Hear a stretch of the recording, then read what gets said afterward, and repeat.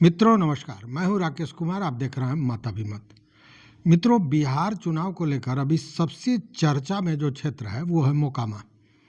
चूंकि मोकामा में क्या हुआ है आप सब जानते हैं, और अब इसको लेकर यह बात उठाई जाने लगी है, जो स्थितियां पैदा हो रही हैं उसके बाद, कि क्या 10 वर्षों पूर्व जो इतिहास बना था वो फिर दोहराया जाएगा।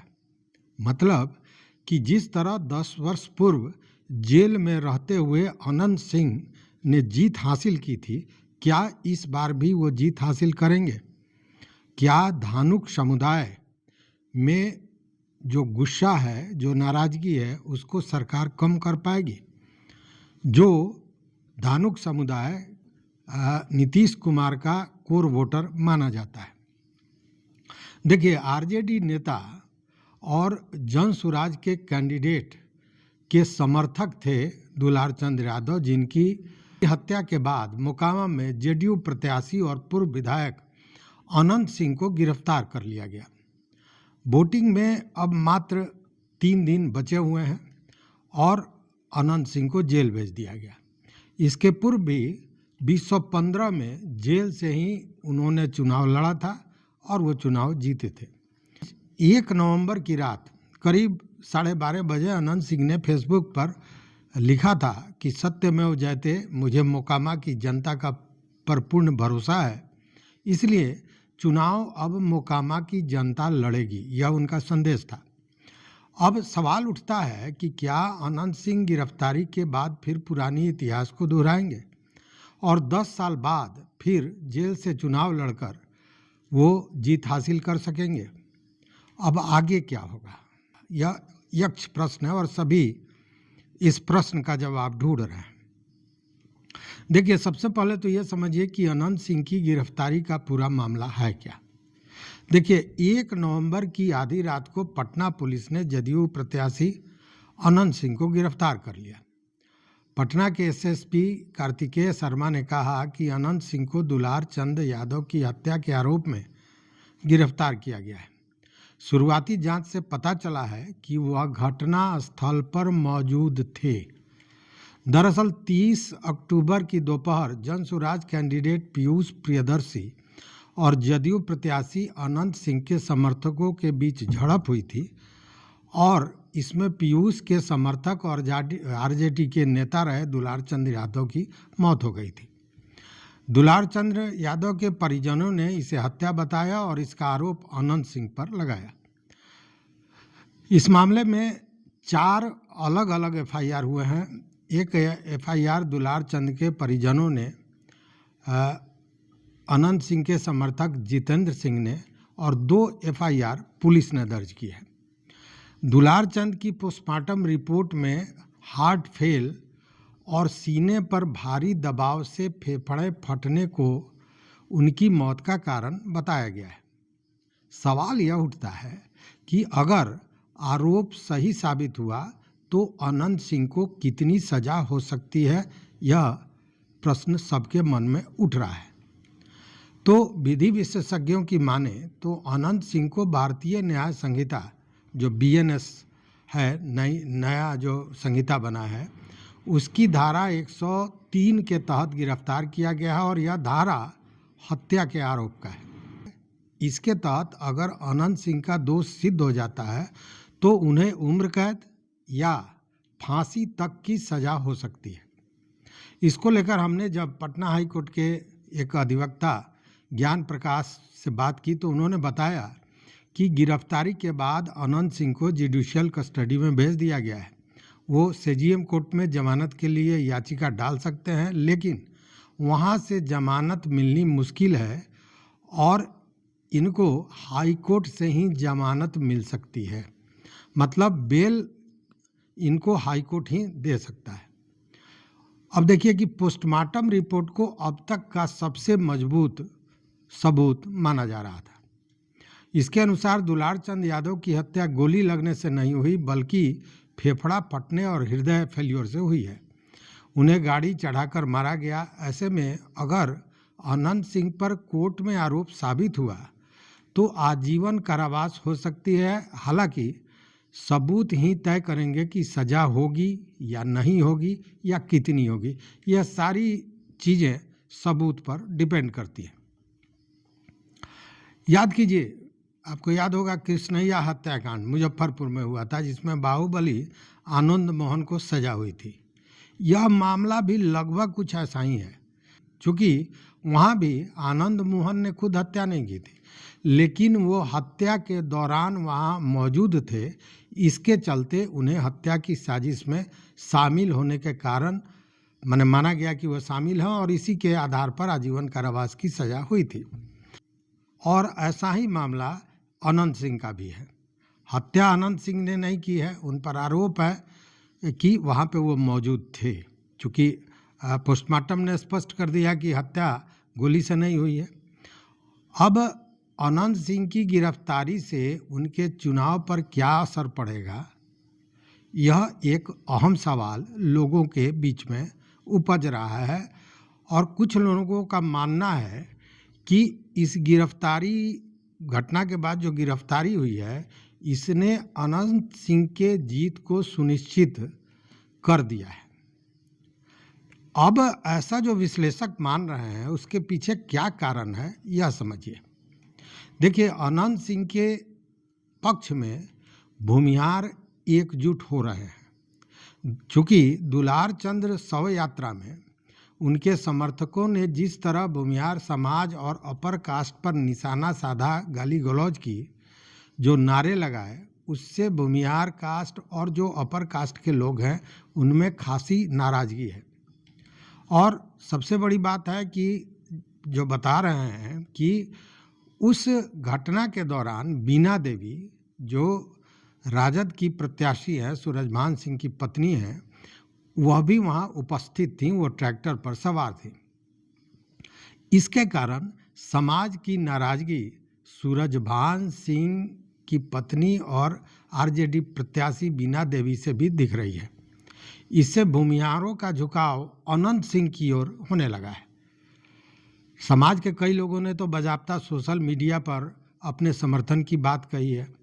जो कि अनंत सिंह के पक्षधर नहीं रहे हैं, वह भी इस घटना के बाद, गाली गलौज के बाद, वह अनंत सिंह के तरफ उनका झुकाव हो रहा है। सवाल उठता है कि सूरजभान सिंह भी भूमिहार हैं, तो अनंत सिंह ही क्यों? तो इसका सीधा जवाब यही है कि बीना देवी की उपस्थिति में, जो सूरजभान सिंह की पत्नी है, आरजेडी की प्रत्याशी हैं, उनकी उपस्थिति में जो गाली गलौज हुई है, इससे भूमिहार समाज आहत है। और बहुत लोगों का यह भी मानना है, या यूं कहे कि इस तरह की भी चर्चाएं चल रही हैं कि इन सब के पीछे कहीं ना कहीं सूरजभान सिंह का भी हाथ हो सकता है। ये मीडिया में समाचार इस तरह की भी आई है। और यही कारण है कि उनकी गिरफ्तारी के बाद, मतलब अनंत सिंह जब गिरफ्तार हुए और ये गाली गलौज की घटना हुई, उसके बाद एक तरह से कहें कि समाज की सहानुभूति उनकी ओर झुकने लगी है। हालांकि भूमिहारों में सूरजभान सिंह की भी पकड़ रही है।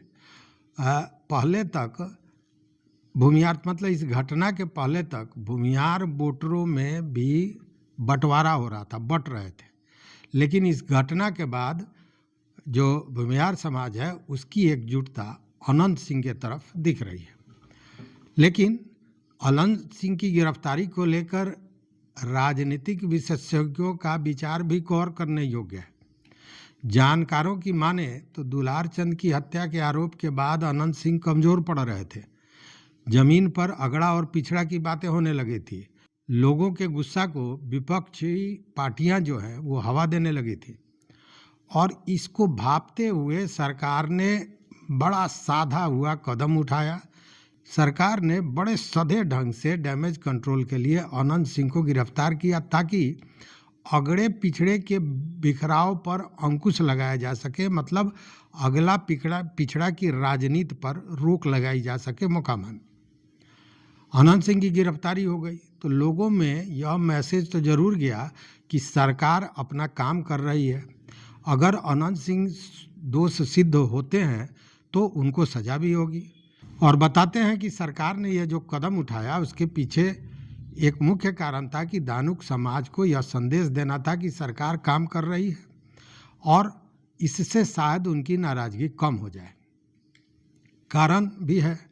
कारण यह है कि मोकामा में धानुक समाज की अच्छी खासी संख्या है और धानुक समाज एक मजबूत फैक्टर माना जाता है और यह जो नीतीश कुमार हैं उनके कोर वोटर माने जाते हैं। मतलब धानुक समाज जदयू और अनंत सिंह का, नीतीश कुमार और अनंत सिंह का कोर वोटर माना जाता था और उसके पीछे भी कारण था। लेकिन जनसुराज कैंडिडेट पीयूष प्रियदर्शी जो हैं वह भी धानुक समाज से आते हैं और उन्होंने इस लड़ाई को अगड़ा बनाम पिछड़ा करने की कोशिश भी की।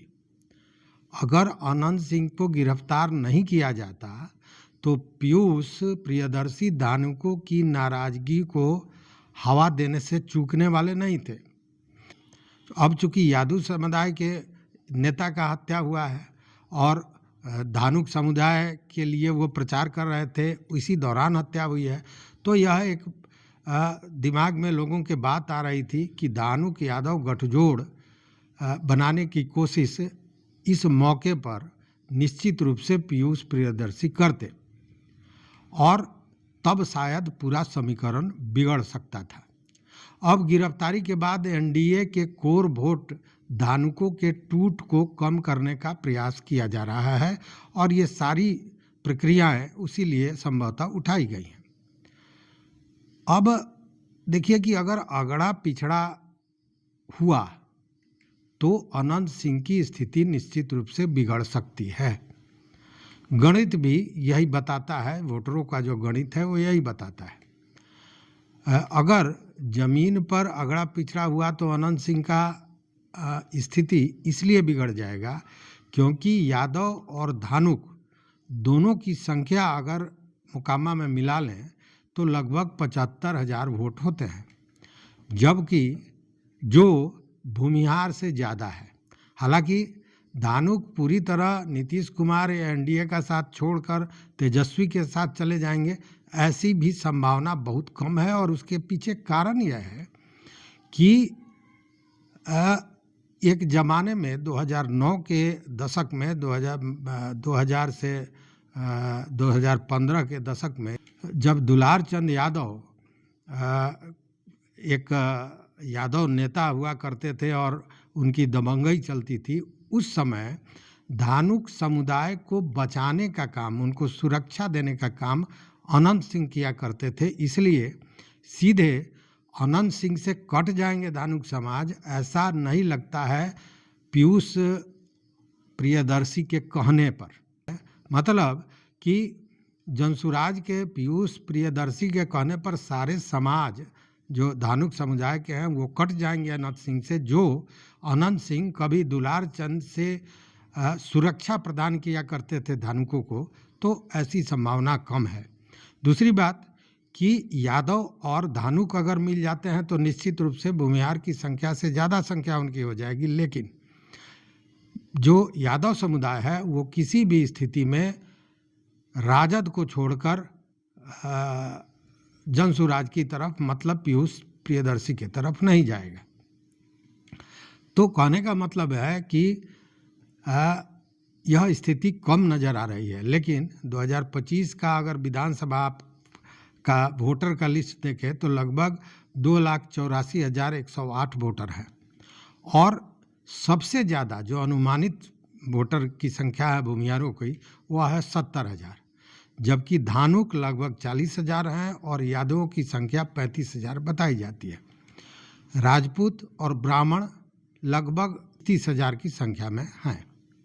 वैसी स्थिति में यादव और धानुक एकजुट होंगे तो मोकामा का गणित बिगड़ जाएगा, लेकिन ऐसा होने वाला नहीं है जो हमने आपको बताया। दरअसल आरजेडी को यादवों का सपोर्ट है लेकिन धानुकों का नहीं है और धानुक अपने जातीय उम्मीदवार जनसुराज के पीयूष प्रियदर्शी को छोड़कर राजद की तरफ जाएंगे, इसकी संभावना कम नज़र आती है। अब ध्यान रखने वाली बात यह है कि धानुक अनंत सिंह और नीतीश कुमार के कोर वोटर रहे हैं और उसका कारण भी हमने बताया कि 90 के दशक में जब दुलार चंद का मोकामा टाल क्षेत्र में आतंक चला करता था, उस समय अनंत सिंह ही धानुकों को सुरक्षा देते थे। इसलिए पूरी तरह धानुक अनंत सिंह से कट जाएंगे इसकी संभावना कम है और इसका लाभ अनंत सिंह को मिल सकता है। और दूसरी बात कि अनंत सिंह की गिरफ्तारी के बाद उनके पक्ष में भूमिहार गोलबंद हो रहा है। अभी वोटिंग में 3 दिन बाकी है और यह गोलबंदी अगर और तेज हो गई और मान लीजिए कि 50% भी वोटिंग होती है, पोलिंग होती है, उस स्थिति में 35,000 तो सीधे भूमिहारों का वोट उनको मिल जाएगा।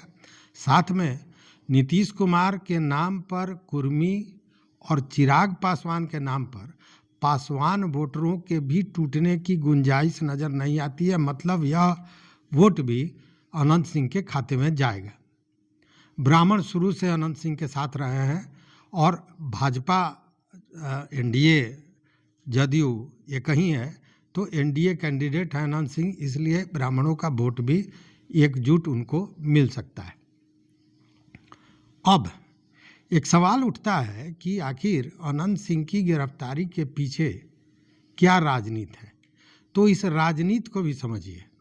देखिए, बिहार चुनाव में एनडीए का सबसे ज़्यादा जो मुद्दा रहा है, जिसको वो मतदाताओं को बता रहा है, वो है जंगल राज, लालू जी के समय का जंगल राज। उसी की बात हो रही है। मतलब एनडीए का सबसे बड़ा चुनावी मुद्दा अगर कुछ है तो वो है जंगल राज का खौफ मतदाताओं को दिखाना। सीएम से लेकर पीएम तक जितने लोग भी हैं वो अपने सभाओं में लगातार जंगल राज की स्थिति की बात बताते हैं। लेकिन इस घटना के बाद विपक्षी भी पूछ रहे थे कि आखिर यह जंगल राज नहीं है तो क्या है। मतलब ये जो दुलार चंद यादव की हत्या हुई उसके बाद कि दिन दहाड़े हत्या हुई है, तो ये जंगल राज नहीं है तो क्या है। ऐसे में एनडीए के जंगल राज का जो यह नैरेटिव है यह कमज़ोर पड़ रहा था, या यूँ कहें कि वो जो डराने की बात कर रहे थे उस डर के सामने विपक्ष ने आज की स्थिति को रखने का प्रयास किया था कि उससे भी खराब स्थिति आज है। और शायद इसीलिए बिहार दौरे पर मोदी के आने के पहले ही अनंत सिंह की गिरफ्तारी कर जनता में यह मैसेज देने का प्रयास किया गया कि यहाँ पर अपराध पर नो टॉलरेंस की नीति अपनाई जाती है। चूँकि यह एनडीए सरकार है, यहाँ कानून का राज है और अपराधियों को किसी भी स्थिति में बख्शा नहीं जाएगा, चाहे वो कितने भी शक्तिशाली हों, पावरफुल हों।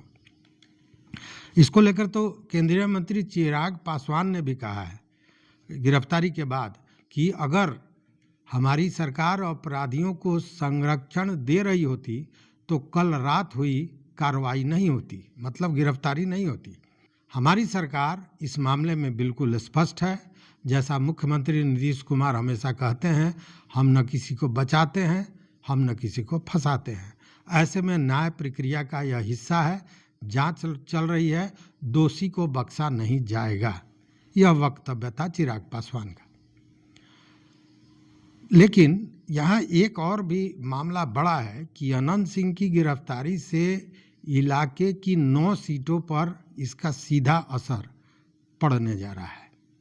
देखिए, दुलार चंद यादव धानुक समाज के जन सुराज कैंडिडेट पीयूष प्रियदर्शी के समर्थन में चुनाव प्रचार कर रहे थे जब उनकी हत्या हुई थी, और पीयूष भी उनके साथ घूम रहे थे।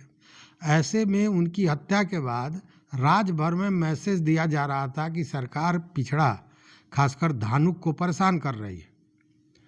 कहा जा रहा था कि सरकार भूमिहार जात से आने वाले अनंत सिंह को बचाने का प्रयास कर रही है और धानुक पीयूष प्रियदर्शी को दबाने की कोशिश की जा रही है, जो प्रत्याशी हैं जनसुराज के। लेकिन अनंत सिंह की गिरफ्तारी के बाद यह मैसेज देने की कोशिश की गई कि सरकार कार्रवाई में किसी भी तरह का पक्षपात नहीं कर रही है। सरकार पूरी तरह न्याय व्यवस्था जो होना चाहिए उसी के तहत काम कर रही है, किसी को परेशान करने का सोच नहीं है या किसी को बचाने का सोच नहीं है। ऐसे में कोयरी, कुर्मी, धानुक सहित जितने भी ईबीसी कैटेगरी के लोग हैं, उनकी नाराजगी को दूर करने का कोशिश एनडीए ने किया है इस गिरफ्तारी के बाद। माने यह जो घटना हुई है उसके मूल में यह उद्देश्य हो सकता है। और उनके बड़े पैमाने पर, मतलब ईबीसी के बड़े पैमाने पर छिटकने की संभावना को कम करने का प्रयास किया गया है। चूँकि इनको तो आप जानते हैं कि नीतीश कुमार का कोर वोटर माना जाता है, इसका सीधा असर मोकामा पर, बाढ़ पर, उससे सटे हुए देखिए मुंगेर पर, तारापुर पर, जमालपुर पर, शेखपुरा, बरबीघा, लखीसराय, सूर्यघाटा, इन विधानसभा सीट पर भी पड़ना तय है। चूँकि यहाँ भी धानुक एक अहम फैक्टर है। तो अभी जो परिस्थितियाँ बन रही है, मतलब कि जैसे भूमिहार एकजुट हो रहे हैं और धानुकों के बिखराव को रोकने का प्रयास किया गया है, जो कोयरी, कुर्मी और अन्य ईबीसी नीतीश जी के साथ हैं, ब्राह्मण सीधे अनंत सिंह के साथ हैं, वैसी स्थिति में लगता है, जो राजनीतिक विश्लेषकों का भी मानना है कि 10 वर्ष पहले जो इतिहास रचा था, अनंत सिंह ने जेल में रहते हुए चुनाव की बाजी मारी थी, वह स्थिति फिर दिख सकती है। लेकिन ऐसा नहीं है कि इतना आसान है, क्योंकि जो परिस्थितियां सामने आई है, इससे देखने वाली बात यह है कि धानुक समुदाय कितना उनसे अलग होता है, उनसे विमुख होता है। तो अब 2 दिन के बाद तो 3 दिन, तीसरे दिन चुनाव है, मतदान होना है 14 तारीख को, सारी स्थितियां स्पष्ट हो जाएंगी। देखते हैं आगे क्या होता है। आप भी देखते रहिए मत अभूमत। मित्रों, चैनल पर नए हो तो सब्सक्राइब कीजिए, लाइक कीजिए, दोस्तों के साथ शेयर कीजिए और अपना विचार जरूर दीजिए। बहुत बहुत धन्यवाद। कोटिशाह आभार।